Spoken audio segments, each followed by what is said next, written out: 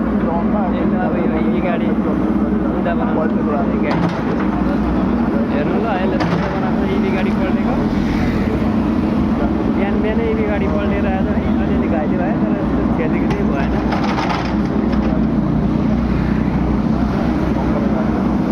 इभी गाडी